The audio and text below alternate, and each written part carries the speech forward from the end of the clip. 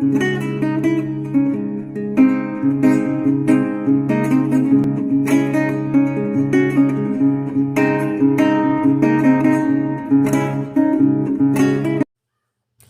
साथी, स्वागत करता हूं आपके अपने YouTube चैनल में। एक बार फिर से प्रश्नमाला लेकर प्रस्तुत हुए हैं और आज की इस वीडियो में फिर से आपके लिए हम 40 महत्वपूर्ण बहुविकल्पी प्रश्न लेकर आए हैं साथियों। और वीडियो श्रृंखला का भाग 45वां आपके सामने साथियों प्रस्तुत करेंगे। और अभी तक हम 2080 प्रश्न समाप्त कर लिए हैं और इस वीडियो के पूरा होते ही हम 2120 प्रश्न कर लेंगे। ठीक है, तो चलिए शुरू करते हैं साथियों आज की 40 प्रश्नों की प्रश्नमाला, जो कि हम सिर्फ़ और सिर्फ हिंदी व्याकरण से लाए हैं साथियों। शुरू करते हैं। पहला प्रश्न साथियों आपके सामने 81वां प्रश्न है, क्योंकि हमने 80 प्रश्न हाल ही में करे हैं, उसी वीडियो श्रृंखला से आगे हम चल रहे हैं साथियों। प्रश्न है, हाथ से लिखी हुई पुस्तक। हालांकि ये 45वां भाग है वीडियो श्रृंखला का। हाथ से लिखी हुई पुस्तक क्या बोलते हैं उसको? पुस्तक, पोथी, किताब या पांडुलिपि? बताइए। अनेक शब्दों के लिए एक शब्द है हाथ से लिखी हुई पुस्तक। जी बिल्कुल साथी, D option is the right answer. पांडुलिपि कहते हैं और इंग्लिश में इसे मैन्युस्क्रिप्ट भी कहते हैं। ठीक है, आपने ये याद रखना है, मैन्युस्क्रिप्ट। आगे चलते हैं हमारे दूसरे प्रश्न पर आज की वीडियो के। दूसरा प्रश्न है साथियों 82वां इस प्रश्न का, इस वीडियो श्रृंखला का। और वीडियो के हिसाब से दूसरा, हर काम में देर करने वाला। हर काम में देर करने वाला साथियों क्या होगा? दीर्घसूत्री, विलंब, दीर्घदर्शी या अदूरदर्शी? क्या लगता है साथियों कौन सा उत्तर सही होगा? हर काम में देर करने वाला, दीर्घसूत्री, विलंबी, दीर्घदर्शी या अदूरदर्शी, जो प्रत्येक काम में देर करता है? बिल्कुल साथियों दीर्घसूत्री आएगा। ठीक है, पहला ऑप्शन बिल्कुल सही। आगे हमारे पास इस वीडियो का तीसरा प्रश्न है, चिराग तले अंधेरा होना मुहावरे का क्या अर्थ है? पहला विकल्प, अपने दुष्ट मित्रों से अनभिज्ञ होना। दूसरा, अपनी खामियों से अनभिज्ञ होना, अनभिज्ञ मतलब अनजान। तीसरा विकल्प है अपनी गलतियों का शिकार होना। चौथा है अपनी गलतियों को नज़रअंदाज करना। बताएं क्या उत्तर होगा साथियों, बताइए। चिराग तले अंधेरा होना मुहावरे का क्या अर्थ है? अपने दुष्ट मित्रों से अनजान, अपनी खामियों या अपनी गलतियों से अनजान, या फिर अपनी गलतियों का शिकार, या फिर अपनी गलतियों का नज़रअंदाज। बिल्कुल साथियों बी ऑप्शन वाले वेरी गुड। अपनी खामियां, अपनी गलतियों से बिल्कुल जो अनभिज्ञ होता है इंसान, जहाँ उससे अनजान होता है, उसे को कहते हैं चिराग तले अंधेरा। आगे चलते हैं साथियों 84वां प्रश्न, चौथा प्रश्न इस वीडियो के हिसाब से, कॉम्प्लियंस शब्द का हिंदी अर्थ क्या होगा? कॉम्प्लियंस बताएं साथियों। जी साथियों क्या होगा कॉम्प्लियंस का? अनुपालन, अनुपालक, संकेतक या आगामी? बताएं।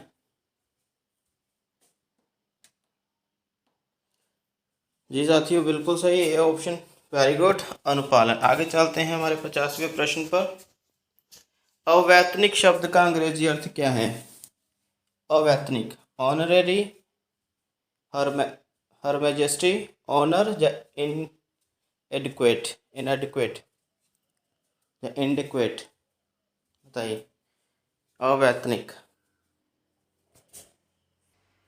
बताएं साथियों।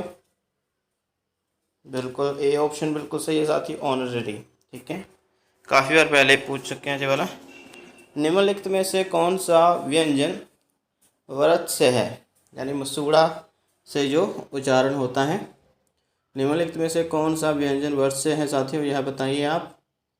च ट स य, बताइए। एक ही व्यंजन जहाँ पर वर्ष से है, बिल्कुल सही साथियों, बिल्कुल सही, स, तीसरा विकल्प। आगे चलते हैं, अनुप्रास अलंकार के कितने भेद होते हैं साथियों? अगला प्रश्न है, अनुप्रास अलंकार के कितने भेद होते हैं या कितने भेद माने जाते हैं? 5, 4, 3, 2? बताएं साथियों।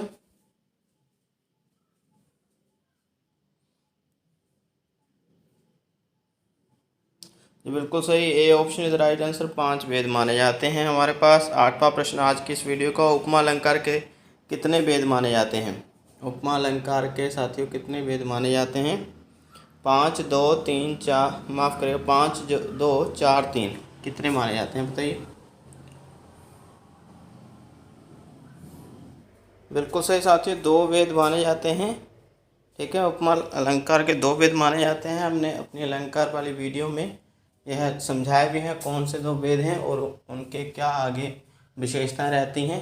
ठीक है, लेकिन फिर भी हम नाम बता देते हैं आपको इन 2 वेदों के। तो साथियों आप देख सकते हैं उपमा अलंकार के 2 वेद हैं, पूर्णोपमा और दूसरा है लुप्तोपमा। ठीक है, ये याद कर लीजिएगा। हमने अलंकार वाली वीडियो बनाई, उसमें आप देख सकते हैं जाकर क्या है इसकी विशेषताएं। 9वां प्रश्न इस वीडियो का, जहाँ उपमेय और उपमान के बीच अंतर ना दिखाई दे, यह कौन सा अलंकार का लक्षण है? उपमा, अतिशयोक्ति, रूपक या वृत्त्यनुप्रास? बहुत आसान है, प्रश्न घुमा कर पूछा गया। इस बार मास्टर कैडर में भी आया था यह प्रश्न, काफ़ी ज़्यादा लोग गलत करके आ गए। जब उपमेय और उपमान, जो चीज़ लिखी है पंक्ति में उसकी समानता किसी अन्य चीज़ से होना, प्रस्तुत और अप्रस्तुत के बीच का जो भेद है, अंतर समाप्त जब हो जाता है।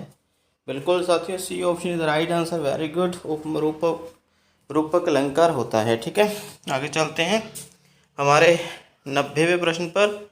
वाचक शब्द और साधारण धर्म किस अलंकार के अंग हैं? वाचक शब्द और साधारण धर्म किस अलंकार के अंग हैं? काफ़ी ज़्यादा समझाया है इसको भी। अलंकार वाली वीडियो हमारी मिल जाएगी आपको हमारी प्लेलिस्ट में, हिंदी व्याकरण वाली जो प्लेलिस्ट हमारी बनी है। वाचक शब्द और साधारण धर्म किस अलंकार के अंग हैं? उपमा, रूपक, अनुप्रास या उत्प्रेक्षा? उत्प्रेक्षा यहाँ हालत आना है। बिल्कुल सही साथियों, बहुत सही, ये ऑप्शन बिल्कुल सही, उपमा अलंकार। ठीक है, इसके 2 अंग हैं साथियों। वैसे तो उपमा अलंकार के 4 अंग हैं, उनमें से 2 अंग जी है। आगे साथियों, देवनागरी लिपि के संबंध में कौन सी धारणा गलत है? देवनागरी लिपि के संबंध में कौन सी धारणा गलत है? पहला, गुजरात के नागर ब्राह्मणों के नाम पर इस नागरी लिपि कहा जाने लगा। दूसरा, नगर की लिपि होने के कारण इसे नागरी कहा जाता है। तीसरा, मौर्य काल में यह लिपि विकसित हुई। चौथा, तंत्रिका चिन्ह देवनागर से संबंधित होने के कारण इसे देवनागरी कहा जाता है। तो कौन सी धारणा इसके नामकरण से संबंधित गलत है?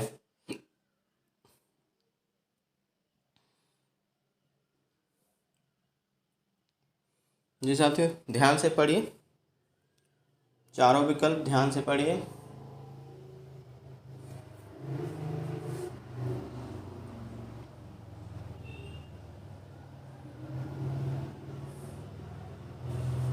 बिल्कुल सही साथियों, मौर्य काल में यह विकसित हुई, यह गलत है। मौर्य काल में विकसित नहीं हुई थी। ठीक है, आगे चलते हैं हमारे 92वें प्रश्न पर। ये प्रश्न काफ़ी ज़्यादा बड़ा है, इसके विकल्पों को ध्यान से पढ़िएगा। ठीक है, हाँ अभी ठीक है। 92वां प्रश्न, निम्नलिखित में से कौन सी धारणा देवनागरी लिपि के सर्वप्रथम प्रयोग के अनुसार उचित नहीं है? मतलब यह चूज़ करना है, इसमें आपने यह चुनाव करना है इस विकल्प का कि सर्वप्रथम कहाँ प्रयोग हुई। पहला, 8वीं शताब्दी गुजरात के नरेश जयभट्ट के एक शिलालेख से देवनागरी लिपि का पहले बार सबूत मिलता है कि वहाँ पर थी, अंकित उस राजा के, उस नरेश के शिलालेखों पर, मतलब उस महल में जो शिलालेख मिले हैं। अगला, राष्ट्रकुल जो गुजरात में थे, जो शासनकर्ता, उनको कहा गया राष्ट्रकूट या राष्ट्रकुल। 8वीं शताब्दी राजाओं में भी, या 9वीं शताब्दी बड़ौदा के ध्रुवराज जाना था, यहाँ पर ध्रुवराज ने भी अपने राज्य देशों में इस लिपि का प्रयोग किया है। अगला, उत्तर भारत के कुछ राज्यों में शिलालेखों, ताम्रपत्रों और हस्तलिखित प्राचीन ग्रंथों में इस लिपि का प्रयोग हुआ है। और अंतिम है, चंद्रगुप्त विक्रमादित्य के समय इस लिपि का प्रयोग होने के सबूत मिलते हैं। तो बताइए साथियों कौन सा यहाँ पर उचित नहीं है। मतलब वैसे तो ये बहुत माना जाता है कि हाँ सर्वप्रथम कहाँ पर उल्लेख हुआ, लेकिन जहाँ पर कौन सा सर्वप्रथम नहीं माना गया है। वैसे तो बहुत सारे हैं, इनमें से पहले हमने पूरा प्रश्न नहीं पढ़ा था। बिल्कुल साथियों, अभी बताइए हमें कौन सा सर्वप्रथम प्रयोग यहाँ पर उचित नहीं हुआ।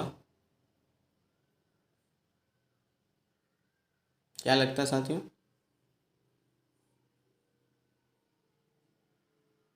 ध्यान से पढ़ लीजिए। देवनागरी लिपि के सर्वप्रथम प्रयोग के अनुसार उचित जो नहीं है। बिल्कुल साथियों, जो डी ऑप्शन बिल्कुल गलत है। चंद्रगुप्त विक्रमादित्य के समय इस लिपि के प्रयोग होने के सबूत मिलते हैं, ऐसा बिल्कुल भी नहीं है। आगे साथियों हमारे पास 93वां प्रश्न, रूपक अलंकार के कितने भेद माने जाते हैं? 2, 3, 4, 5।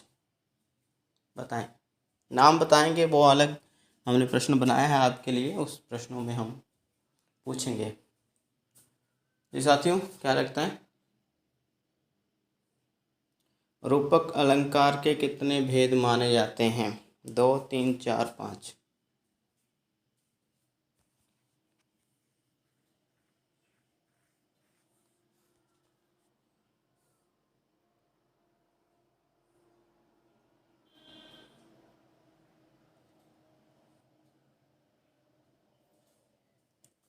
जी साथियों, बिल्कुल 3 भेद माने जाते हैं। वेरी गुड, आगे चलते हैं हमारे 94वें प्रश्न पर। आगे नाम बताते हैं आपको रूपक अलंकार के कौन से 3 भेद हैं। अगला प्रश्न है 94वां, जहाँ पर स्वरूप और क्रम से अनेक व्यंजनों की आवृत्ति एक बार हो। स्वरूप और क्रम से अनेक व्यंजनों की आवृत्ति यानी दोहराई एक बार ही हो, यह अनुप्रास अलंकार का कौन सा भेद या लक्षण है? शेकानुप्रास, वृत्तानुप्रास, लाटानुप्रास या नत्यानुप्रास। बताएं साथियों,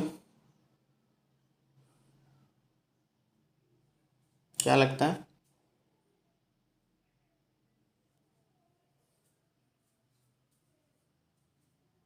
बिल्कुल शेकानुप्रास आएगा साथियों। आपने सभी लक्षण उदाहरण याद कर लेनी है। आगे हमारे पास है 95वां प्रश्न, जो बिल्कुल जहाँ पर यही पूछा गया है, कौन सा अलंकार का भेद नहीं है? 3 भेद मुख्य माने जाते हैं। अलग अलग पुस्तकों में कहीं 5 भी हैं, कहीं 4 भी हैं, लेकिन 3 तो मुख्य ही बताने हैं। ठीक है, यदि पेपर में आ जाए 3 तो 3 पर टिक आपने करना है साथियों। अगर 5 में आए तो 5 पर करना है, लेकिन 3 तो बिल्कुल सही होगा आपका। 3 भेद माने जाते हैं रूपक अलंकार के। अभी कौन सा भेद यहाँ पर नहीं है? समरूपक, विषम रूपक, अधिकारूपक या न्यून रूपक। बताएं साथियों, कौन सा नहीं है?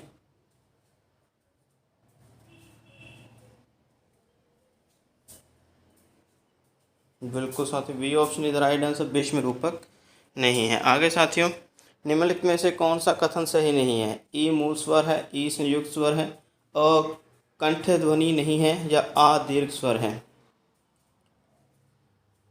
कौन सा कथन सही नहीं है? बताएं साथियों, बहुत आसान, बिल्कुल आपकी आंखों के सामने ये उत्तर लिखा हुआ है स्पष्ट रूप से। बताएं कौन सा कथन सही नहीं है? जी साथियों,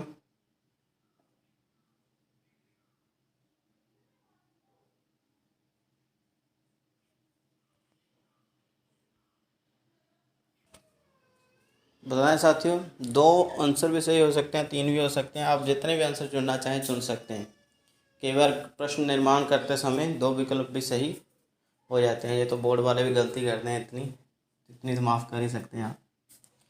कौन सा कथन सही नहीं है या कौन से कथन सही नहीं है? 2 का भी चुनाव कर सकते हैं आप, मतलब 2 आंसर होगा। बिल्कुल साथियों, जहाँ पर ई संयुक्त स्वर है, ठीक है, यह भी सही नहीं है। ई तो दीर्घ स्वर है साथियों, बड़ी ई। आगे तीसरा, यह भी सही नहीं है, अकंठे ध्वनि नहीं है। ठीक है, अकंठे ध्वनि है। ठीक है, और साथियों दूसरी बात यह है कि जो ई है, बड़ी ई, यहाँ पर ये दीर्घ स्वर है। ठीक है, दीर्घ स्वर माने जाते हैं। संयुक्त स्वर तो हिंदी में 2 ही हैं, ठीक है। जय वाले। आगे साथियों हमारे पास अगला प्रश्न, थोड़ा सा उसमें करेक्शन कर देते हैं साथियों। 97वां प्रश्न, हिंदी वर्णमाला में निम्नलिखित में स्पर्श संघर्षी, ठीक है, क्या है, स्पर्श संघर्षी, साथ में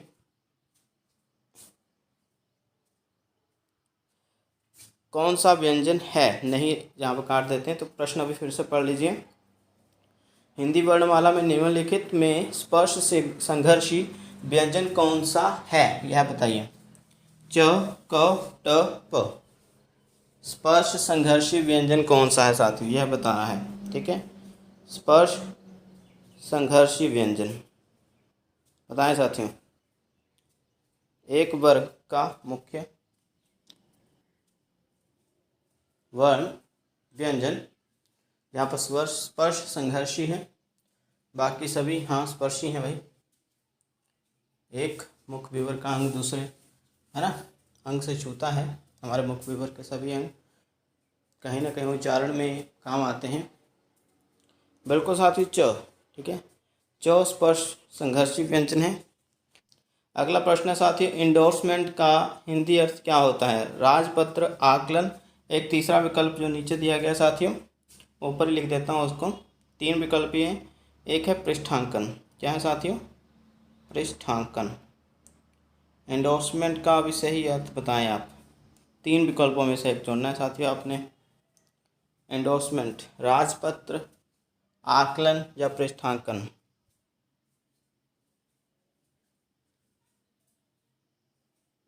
एंडोर्समेंट से अगर आप तात्पर्य तो एक से अधिक अर्थ भी होते हैं इसके, ठीक है, एक ही अर्थ नहीं है यहाँ पर। वैसे तो एक ही चुनना है आपने, और भी बताता हूँ। बिल्कुल साथियों, पृष्ठांकन आएगा, ठीक है, पृष्ठांकन ही सही है, ठीक है साथियों। और एक और बात, एंडोर्समेंट का अर्थ समर्थन भी होता है, ओके, समर्थन और अनुमोदन भी होता है, ओके, ये याद कर लीजिएगा। आगे चलते हैं। अगला प्रश्न है साथियों, पर्यवेक्षण शब्द का अंग्रेजी अर्थ क्या होगा। पर्यवेक्षण, बीटो, सुपरविजन, सब्स्टिट्यूट या अग्रेरियन। पर्यवेक्षण जी साथियों,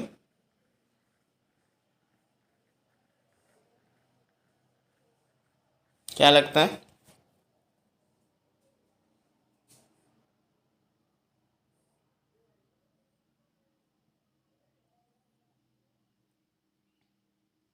पर्यवेक्षण, यहाँ पर्यावरण से तात्पर्य नहीं लेना है, बिल्कुल साथियों, सुपरविजन, ठीक है, बी ऑप्शन। आगे चलते हैं। ये लोकोक्ति है, बंदर क्या जाने अदरक का स्वाद। लोकोक्ति का क्या अर्थ होगा। बंदर को अदरक के स्वाद का पता नहीं। पागल व्यक्ति अच्छी वस्तु फेंक देता है। बंदर के मुख में स्वादेंद्रियां नहीं होती। या चौथा विकल्प, गुणहीन व्यक्ति अच्छी वस्तु का भी अनादर कर देता है। बताएं साथियों, क्या लगता है कौन सा सही होगा। बिल्कुल साथी, बिल्कुल D option is right answer. गुणहीन व्यक्ति अच्छी वस्तु का भी अनादर कर देता है, उसको फेंक देता है, ठीक है। आगे चलते हैं। अगला प्रश्न भी काफ़ी आसान है साथियों। उद्देश्य और विधेय किसके अंग हैं। शब्द, पद, वाक्य या ध्वनि। बताएं साथियों, उद्देश्य और विधेय किसके अंग हैं। शब्द, पद, वाक्य और ध्वनि। जो बिल्कुल सही साथियों, C option is right answer, वाक्य के अंग हैं। आगे चलते हैं। अगला प्रश्न है हमारे पास, निम्नलिखित में से रचना के आधार पर वाक्य वेद कौन सा नहीं है। रचना के आधार पर वाक्य वेद कौन सा नहीं है। सरल, द्वित्व, संयुक्त या मिश्रित। साथी बताएं।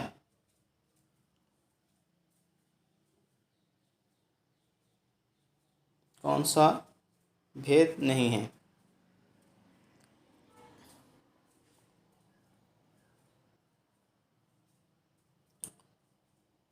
बिल्कुल साथियों, द्वित्व नहीं है, बाकी हैं। आगे चलते हैं।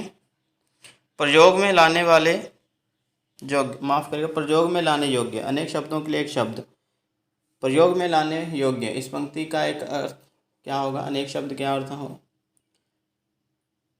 माफ़ करिएगा, हाँ, एक शब्द क्या होगा इस अनेकार्थक या अनेक शब्दों के लिए एक शब्द के लिए प्रयोग में लाने योग्य? प्रियवादी, पंचाली, प्रयोजनीय या प्रियबंधा? क्या लगता साथियों?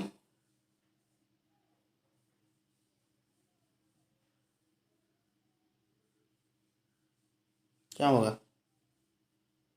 प्रयोग में लाने योग्य है, बिल्कुल सही साथियों, बहुत सही जा रहे हो, बिल्कुल C option is the right answer, प्रयोजनीय। ठीक है, आगे चलते हैं हमारे 104 प्रश्न पर। जिसके समान दूसरा ना हो, जिसके समान दूसरा ना हो, आदरणीय, आदर्शनीय, अद्वितीय या अतिवृष्टि? जी साथियों बताएं। जिसके समान दूसरा ना हो, अनेक शब्दों के लिए एक शब्द,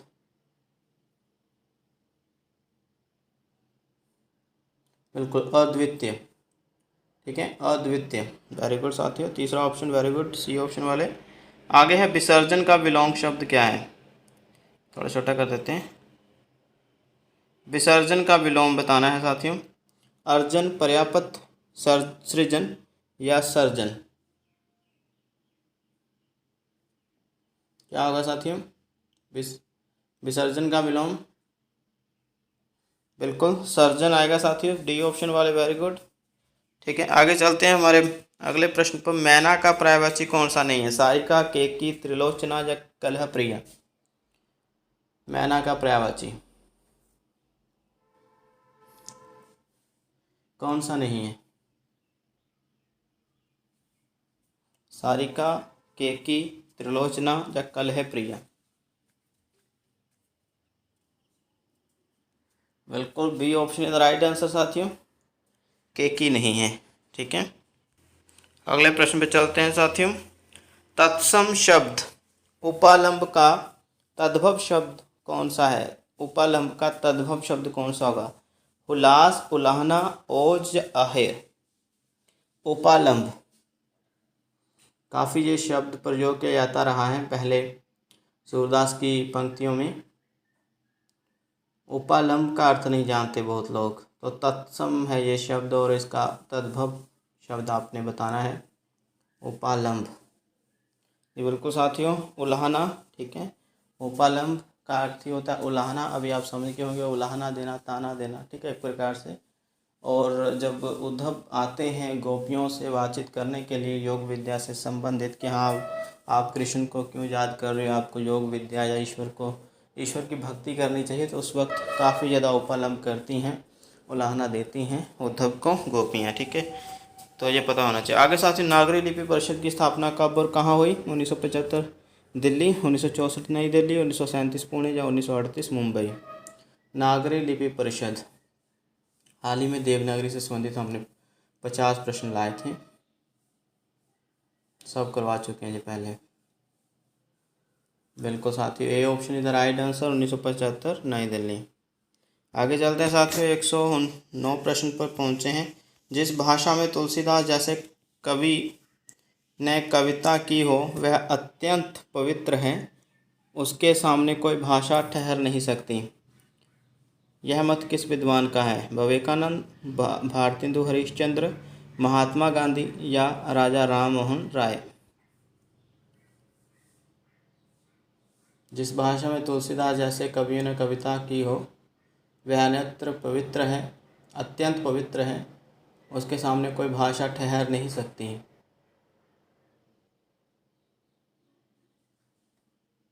बिल्कुल साथियों, C option is right answer, Mahatma Gandhi आएगा। अगला प्रश्न साथियों ध्यान से इसको पढ़ना है, इसके विकल्प मैं नहीं दे रहा हूँ, लेकिन आपको ये पहले ही प्रश्न करवा चुका हूँ। 110वां प्रश्न है।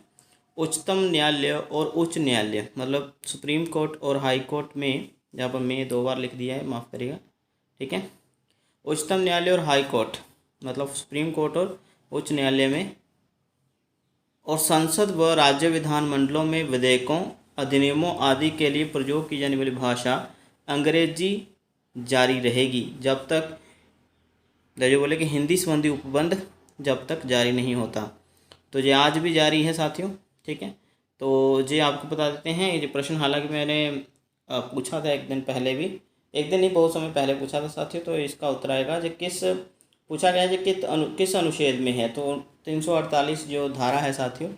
ठीक है, ये संविधान के 17वें भाग में 348 348 आर्टिकल में यह लिखा गया है। ठीक है, कि हाई कोर्ट और सुप्रीम कोर्ट की और राज्य विधानमंडल और संसद के जो बिल बनते हैं, अधिनियम वगैरह एक्ट, ठीक है, तो उसमें प्रयोग की जाने वाली जो भाषा है वो अंग्रेजी जारी रहेगी जब तक कि कोई उपबंध जारी नहीं होता, मतलब कोई और बिल वगैरह नहीं पास हो जाता है इसके बारे में, तब तक जारी कर सकते हैं। मतलब कहने का तात्पर्य है कि जब तक राष्ट्रभाषा हिंदी नहीं बन जाती, लेकिन अभी तक राष्ट्रभाषा बनी नहीं है, तो ये ऐसे चल रहा है। चलो कोई बात नहीं। 101 प्रश्न 111वें प्रश्न पहुँच चुके हैं। मुँह सूखना मुहावरे का अर्थ क्या है? आज केवल 39 प्रश्न ही समझी, बल्कि 40वां तो मैंने खुद ही करा दिया, समझ लेते हैं। बिल्कुल, मुँह सूखना मुहावरे से क्या तात्पर्य है? प्यास लगना, भूख लगना, भयभीत होना या निडर होना? बताएं साथियों।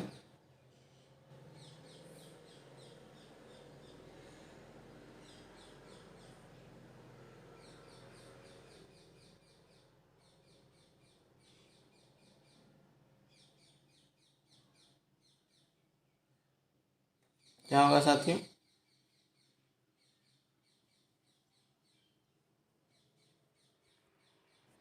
बिल्कुल सही साथियों, भयभीत होना। ठीक है, मुँह सूखना मतलब भयभीत होना। आगे चलते हैं। रजनीचर शब्द का समान अर्थक कौन सा होगा? 3 विकल्प हैं आपके सामने। रजनीचर, भूत, चोर या डाकू? रजनीचर शब्द का समान अर्थक, इसके लिए रजनीचर शब्द प्रयोग किया जाता है। भूत, चोर या डाकू? बिल्कुल सही साथी, चोर, यानी बी ऑप्शन बिल्कुल सही है आपका। ठीक है, बी ऑप्शन वाले, वेरी गुड। आगे चलते हैं। अगला प्रश्न साथियों, शुष्क का विलोम कौन सा होगा? गर्म, आर्द्र, ठंडा या सामान्य? जी साथियों, बिल्कुल आर्द्र होगा साथियों। ठीक है, यानी गीला। कोड का हिंदी अर्थ क्या होगा? संवर्ग, मंडल, संकेतक या परिपत्र? बताएं। कोड का हिंदी अर्थ, बिल्कुल साथियों, शाबाश, संकेतक। ठीक है, आगे चलते हैं। 15वां प्रश्न है, जाचिका का अंग्रेजी अर्थ क्या होगा? पटिशन, परफॉर्मा, सैंक्शन या टेनेंट? जाचिका,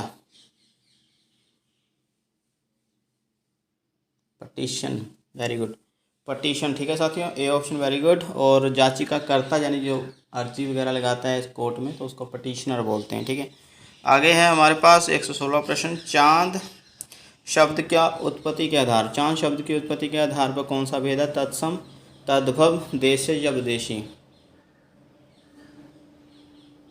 क्या है साथियों?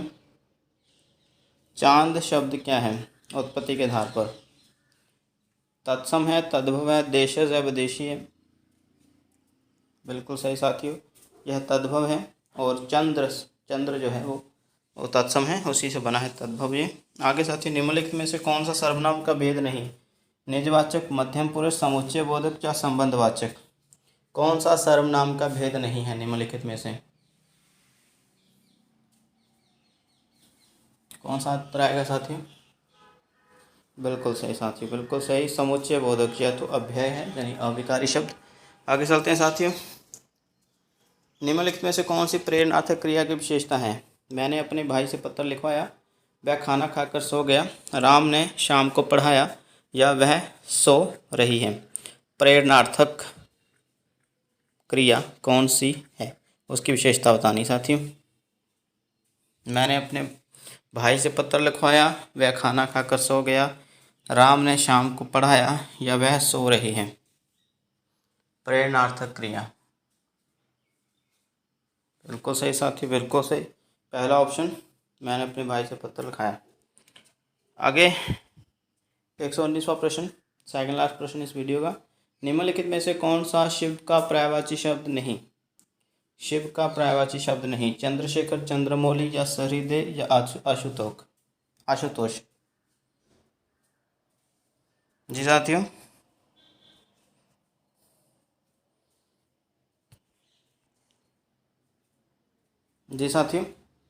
बिल्कुल C option is the right answer, सहृदय। ठीक है, सहृद ये शिव का पर्यायवाची नहीं। आगे साथियों अंतिम प्रश्न है हमारा, उत्कृष्ट शब्द का विलोम शब्द क्या होगा? उत्कृष्ट पहले ही पूछ चुके हैं ये। निकृष्ट, नकृष्ट, उत्कृष्ट, निकृष्ट या अनाकृष्ट? बताएं, उत्कृष्ट का क्या विलोम होगा? बताएं साथियों। बिल्कुल साथियों, C option is the right answer, very good. तो इस तरह से हमारे 40 प्रश्न समाप्त हुए और हमारे 2120 प्रश्न भी समाप्त हुए साथियों। अभी साथियों आप हमें अपने अंक जो हैं बताइए कितने बने, और इसी तरह से आगे मेहनत करते रहिए। आप पुस्तकों के बारे में पूछते हैं साथियों, पुस्तकें अभी लाइव थोड़ी हम बता सकते हैं, उसके लिए बाकायदा हमने 2 वीडियो बनाया हुआ है, वो देखिए आप। लिंक उसका मैं डिस्क्रिप्शन में दे रहा हूँ, नीचे देख लीजिए, उसको देखिए आप। हमने 20 से 22 पुस्तकें बताई हैं उसमें। अगर 1-2 भी उसमें से आप खरीद लोगे तो बहुत अच्छी बात होगी, बहुत आराम से निकल जाएगा। अब ये पुस्तकें पूछना चाहिए तो बच्चों वाला काम हो गया, कितनी पुस्तकें बताएं भाई, बहुत है दिमाग में। तो तैयारी आप करिए साथी, जितनी कर सकते हैं करते रहिए लगातार, पोस्टें आने वाली हैं, टेंशन मत लीजिए आप। और बाकी मिलते हैं कल। बहुत अच्छा स्कोर साथियों अपने बताया इस पर, आज भी 30 से ऊपर मैं काफ़ी देख रहा हूँ। तो इसी तरह से आगे मेहनत करते रहें। कल मिलते हैं साथियों, धन्यवाद, सुरक्षित रहें।